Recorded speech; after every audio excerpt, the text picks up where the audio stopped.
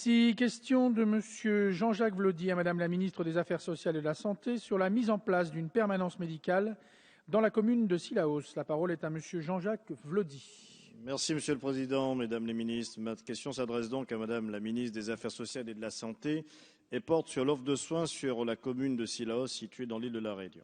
Cilaos est donc une commune située au centre de l'île de la Réunion, dans un cirque naturel du même nom et compte 6000 habitants tout le long de l'année.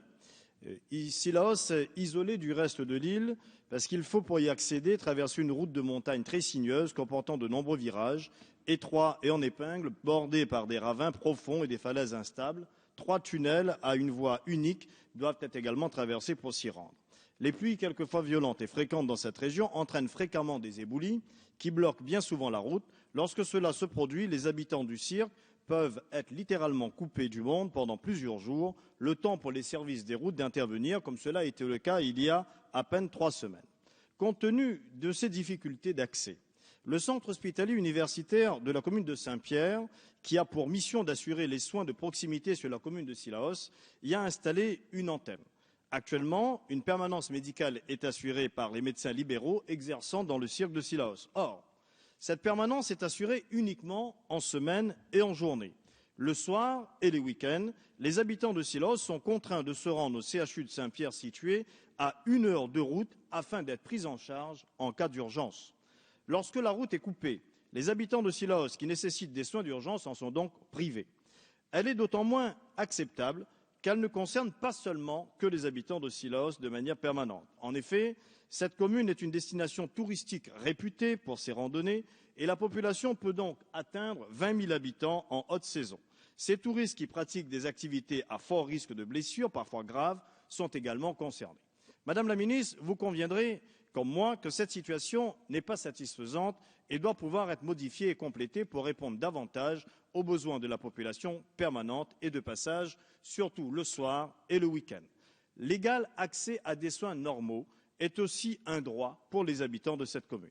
Il faut cependant reconnaître que ces dernières années, des efforts ont été engagés en ce sens, grâce notamment à l'intervention du SAMU 97.4, mais également au déploiement d'un dispositif de télémédecine permettant de venir en appui aux professionnels paramédicaux présents sur le site la nuit et le week-end. Pour autant, ce mécanisme expérimental ne saurait être à lui seul considéré comme une suffisance pour répondre aux besoins de santé dans le cirque. Il ne permet pas, en particulier, de répondre, à ce stade, à l'exigence formulée par le Président de la République d'une accessibilité à une prise en charge en urgence dans un délai de moins de 30 minutes. Face à cette absence de système de garde satisfaisant, je tiens à insister sur la nécessité toute particulière d'apporter une réponse adéquate pour les habitants de Cilaos, et ce, avant, comme cela avait ému l'ensemble de la France il n'y a pas longtemps, un drame ne pourrait se produire. Je vous remercie en effet, à cet effet, de me préciser, Madame la Ministre, quelles mesures comptez-vous mettre en œuvre pour garantir la sécurité et la santé des habitants qui pratiquent et qui résident dans ce cirque? Merci. La parole est à Madame la ministre déléguée auprès de la ministre des Affaires sociales et de la Santé, chargée des personnes âgées et de l'autonomie, Madame Michèle Delaunay. Monsieur le député Vlody, le cirque de Cilaos est en effet une région très enclavée de la Réunion. Un seul médecin libéral y réside en permanence. Ce professionnel assure également la couverture médicale des quelques lits de médecine du site hospitalier local du CHU de la Réunion. Une salle d'accouchement peut être armée avec alors la présence d'un praticien hospitalier en cas de coupure de la route suite à des événements climatiques ou à des éboulements. La permanence des soins en soirée, nuit et week-end est assurée par le service des urgences du CHU via un dispositif de télémédecine, vous l'avez rappelé, reliant à distance les médecins urgentistes à l'infirmière de garde sur place sur le site hospitalier. Si nécessaire, un transport ambulancier ou l'intervention du service mobile d'urgence et de réanimation sont mobilisés. Ce dispositif donne satisfaction pour la plupart des demandes en soins courants. Il reste néanmoins fragile pour répondre aux situations de réelle urgence et doit donc être consolidé dans le cadre de l'engagement présidentiel que vous avez rappelé.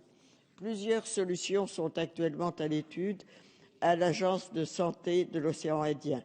Le renfort de la télémédecine, le recours élargi au transport sanitaire héliporté, la promotion d'une maison de santé favorisant à terme l'installation et la résidence de professionnels médicaux et paramédicaux répondant davantage et dans la durée aux besoins de santé des habitants du cirque.